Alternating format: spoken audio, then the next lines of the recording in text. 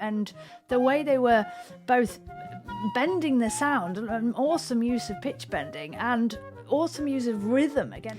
Why, hello, welcome back to my channel. Yes, my name's Claire, I'm a flute player from Hull in East Yorkshire, and I am on a mission to find out if music featuring flutes is indeed flutifull or not, and I have got a great track coming up for you today. But before we get to that, I just want to let you know that you are warmly invited to my regular live stream show, which happens every Sunday here on my channel. You'll find 2 hours of live music, friendly chat, and all those fascinating flutifull facts for you too. So do come and check it out. We would love for you to be part of the community. So today I am reacting to a band that quite a few of you have asked me to react to, but in particular David, so thank you David for this. The band in question are Camel, and Camel of course famous for having a flute player in their midst. So the track you're going to hear today is from the album The Snow Goose, but let's have a few more flutifull facts before we get to it. So Camel are an English prog rock band formed in Guildford, Surrey in 1971, led by guitarist Andrew Latimer, and it's Andrew Latimer who is the flute player as well. They've released 14 studio albums and 14 singles, plus numerous live albums and DVDs. Without achieving mass popularity, the band gained a cult following in the 70s with albums such as Mirage and The Snow Goose, which, like I say, we are listening to a track from today, and The Snow Goose was released in 1975. So I've not seen this live performance before, and this performance comes from the London Hammersmith Odeon on 11th of May 1984. So I'm very much looking forward to hearing this. Let's do it.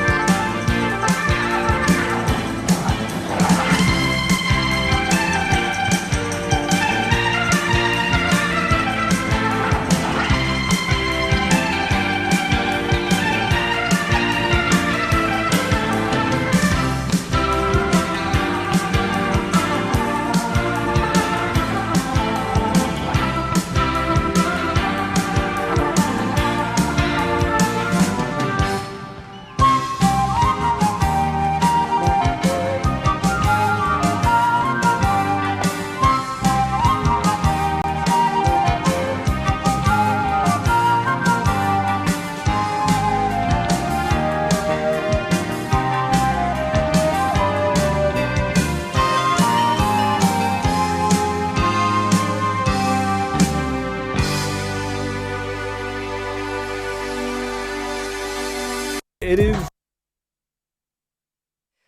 Okay, so let's stop it there a second. So, yeah, interesting. I was kind of wondering if the flute would do something different the second time, as in the track was kind of building, but the flute seems there as the kind of pastoral, kind of melodic, interlude-y kind of feel, and it's nice. Yeah, it's nice. I don't think he's doing anything overly special, I'm going to be honest, but it does the job, and it just kind of floats along. It's very precisely played. It's very, very in time with, I think the guitar's either doubling it or a third below or something. I can't quite make out, but it's beautifully done.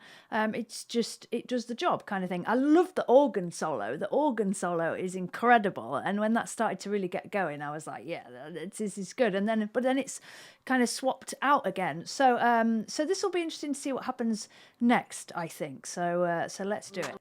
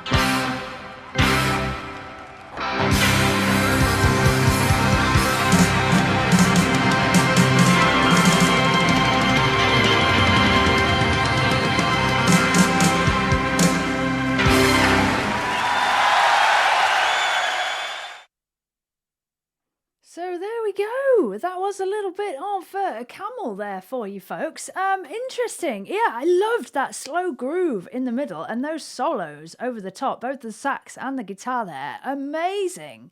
I'm sure you'll agree. Amazing, amazing sound, amazing technique, and the way they were both bending the sound, an awesome use of pitch bending, and awesome use of rhythm against that really slow groove. That's what's really cool about a slow groove like that, is that you've got a lot of room to kind of move around in it and you can explore lots of different things. So I thought that was really, really cool when it settled into that. I mean, the rest of the track is really all about textures, isn't it? Lots of different sounds in there. I love the synth, the organ stuff that's going on. And yeah, the flute just kind of starts it off. I think I forgot to say at the beginning that this is part of the music inspired by the Snow Goose album, and that's based on a novel. So I'm assuming that the track's kind of reflecting something that's happening in the story. I'm not familiar with the story, and maybe the flute is just representing something at the beginning, and that's not maybe the main part of the track here. So I'd love to know more about that if you're a big Camel fan, or you know the story behind it, because I think it's interesting that the flute was definitely used in a very specific way just at the beginning there. And kind of then it led on to something else. So, yeah, I mean, it like I say, it works really, really well. I was just dying to see a flute solo following the two solos there, but I kind of suspected it wasn't going to happen. And yeah, he seems like much more of a guitarist than a flautist, but fabulous to have the flute there as a different texture. And it was nice to see that, because I'm not familiar with Camel at all. So, yeah, those are my thoughts for today. Let me know your thoughts down below. And thank you again to David and all the others who've suggested I react to that one. So thanks for joining me. Thanks for watching. I hope I will see you soon, perhaps at one of my live streams. And until we meet again, stay flutifull. Thanks, folks. Bye.